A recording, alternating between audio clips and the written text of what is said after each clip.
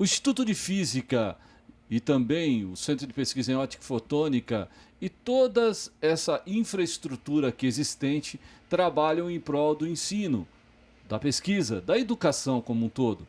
O professor Banhato, que é diretor do Instituto de Física, nos explica como eles prepararam todos os ambientes com novas tecnologias do ensino à distância, o ensino remoto e os benefícios que os alunos estão tendo com tudo isso.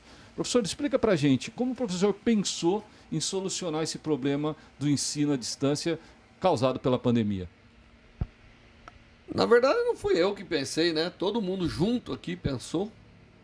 A gente já vinha fazendo ensino à distância há pelo menos 2 décadas e meia, gravando aula, colocando nos meios, tanto na internet quanto na televisão.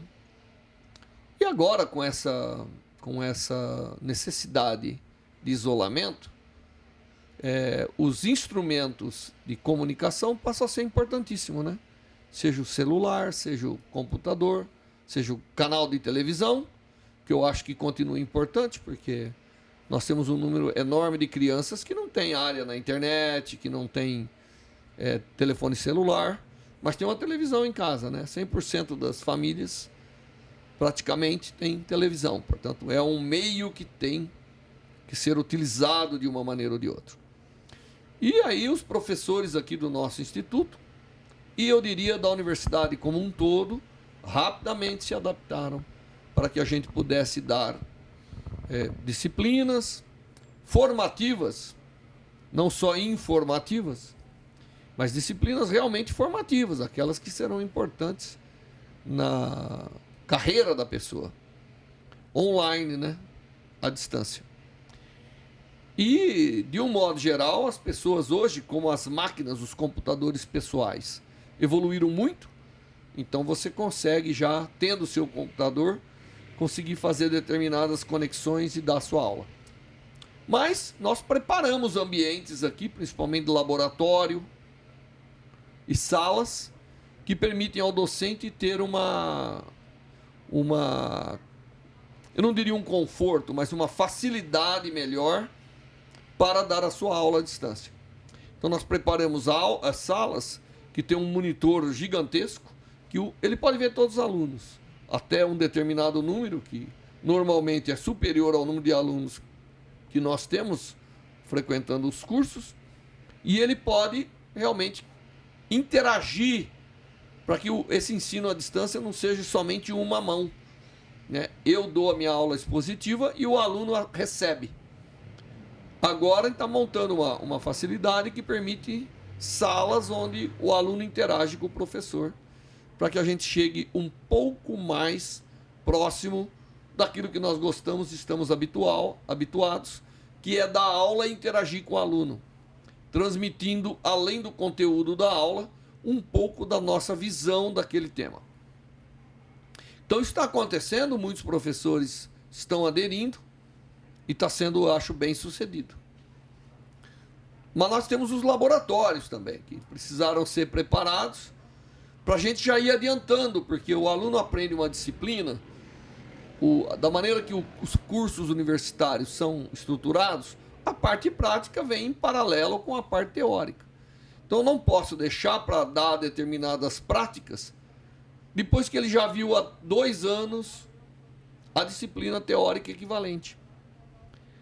Então nós temos feito demonstrações, temos procurado realizar experimentos onde o aluno coleta dado à distância, com o professor realizando experimentos e assim, e ele realiza o relatório. Então ele trabalha com o dado cru, também procurando se aproximar mais daquilo que nós temos na realidade dos laboratórios. Demonstrações, nós gostaríamos de ter montado determinados experimentos que são acionados à distância, mas ainda não conseguimos concluir, o tempo não foi suficiente. Com tudo isso, nós temos preenchido um pouco a necessidade de termos aí o fornecimento de informação mesmo nas disciplinas chamadas práticas, que tradicionalmente elas são presenciais. Mas isso está longe de preencher uma prática que o aluno realiza. Uma prática é uma sequência de descobertas que é incorporada ao intelecto do aluno. Essa é a ideia de se fazer prática. Não é apenas tornar o aluno familiarizado com o instrumento. É formar a sua mente para, estabelecida uma situação prática, como eu conduzo para chegar ao resultado desejado. E isso é inerente dos profissionais. Você pega um cirurgião, ele sabe qual é a situação inicial, ele tem que visualizar como ele vai fazer a prática da cirurgia para chegar. Não é só a aplicação de conceitos teóricos. Entendeu? É essa montagem da sequência na prática, sabendo que você não pode errar em nenhum ponto, senão estraga tudo que você fez. Então, é uma coisa importante na formação dos alunos. E nós não queremos substituir a prática por demonstrações online. Não vamos fazer isso. Mas nós não podemos também perder todo a oportunidade de já ir transmitindo para o aluno essa parte. Mas assim que possível, traremos alunos para aulas práticas importantes. Agora, o Instituto de Física ele acaba antevendo o problema, está sendo um pouco proativo. Quando ele prepara as salas, quando ele cria tecnologias, ele implanta tecnologia para que o aluno interaja mais com o professor. Essa proatividade faz parte das metas do IFISC, faz parte daquilo que o IFISC pensa para o futuro? Se, por exemplo, essa pandemia se perdurar por mais tempo, vocês estão com ferramentas educativas na mão? Será que seria por aí, professor? Há quem diga que nunca seremos iguais de novo, depois de mais de um ano, tendo que atuar dessa forma. Muitas coisas nós vamos descobrir que é melhor continuar fazendo dessa forma. Isso o tempo dirá, né? Isso o tempo vai nos colocar. Claro que nós estaremos mais preparados, porque para nós também é um exercício importante. Ir preparando a forma de dar aula, preparando os ambientes que se dá aula e a maneira de, inclusive, avaliar o estudante. É um desafio importante, que a gente tem aprendido muito ao longo desse ano. Então, tudo isso fica. Tudo isso é incorporado, né? Agora, o que nós acreditamos que a necessidade cria oportunidade. Portanto, a necessidade criou para nós uma boa oportunidade. Embora uma necessidade que veio num ambiente ruim para toda a sociedade, ninguém acredita que essa crise é boa, só alguns malucos mesmo, né? Para nós, isso é algo que só criou danos. Mas para as pessoas de bom senso, inteligentes, mesmo nessas situações, consegue-se tirar um bom proveito, mesmo nas situações ruins, não é? Portanto, a necessidade de fazer isso criou a oportunidade da gente vir com elementos e formas diferentes de poder levar informação e formação para os nossos diversos estudantes. Isso tem sido uma constante praticamente em toda a Universidade de São Paulo. Professor, as pesquisas também não pararam, né? O professor teve uma dinâmica de proteger os seus orientados, os cientistas, a tua equipe, o pessoal aqui, os pesquisadores em si, mas a ciência, o dinheiro aplicado em ciência, que está dando retorno para a nossa sociedade em relação a essa pandemia, esses problemas sociais e tantos outros. O professor tentou adaptar, fazer dos laboratórios um ambiente protegido para que elas dessem continuidade. Isso também foi feito de que forma? Nós seguimos as regras que o próprio governo coloca sobre isolamento, sobre proteção individual, com máscaras, com tudo isso. As salas devidamente preparadas para poderem ser higienizadas quando necessário. E o número de pessoas controlado.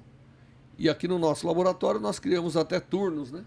Quem trabalha de manhã tem que se organizar, porque à tarde pode ser outro e à noite outro. Então fomos criando os turnos e as pesquisas realmente conseguiram desenrolar ao longo dessa pandemia. Claro que isso se aplica ao caso dos laboratórios que precisam do trabalho prático, dos instrumentos, da bancada, para serem realizados. Em muitos casos, a pessoa trabalha apenas com a sua cabeça, então ele pode na maioria das vezes, ficar aí na sua casa realizando de forma intensa o trabalho de pesquisa e vindo para momentos onde aquilo não é possível. E com essa combinação toda de quem precisa pode usar, de quem pode fazer de outra forma fazer, nós conseguimos que o nosso instituto continuasse aberto, trabalhando com segurança para quem está aqui dentro, tá certo? E dando assistência para quem está fora. Porque é muito fácil você abrir um computador e dizer que vai começar a trabalhar, mas tem que ter uma plataforma, tem que ter um sistema de informática ótimo por trás disso, principalmente para pesquisa, que normalmente é realizada em outros locais. Então, essa parte de apoio foi intensificada para garantir que os nossos grandes computadores, as máquinas e os laboratórios que têm aí necessidade continuassem em funcionamento ideal para atender tanto quem está aqui quanto quem está longe. E dessa forma, o Instituto de Física, o Centro de Pesquisa em Ótica e Fotônica e todos os pesquisadores que pensam que ciência, tecnologia e inovação é muito importante para o país. Eu tenho certeza disso. Tenho certeza que você gostou. Meu nome é Kleber Chicrala, a gente se vê no próximo programa. Até lá.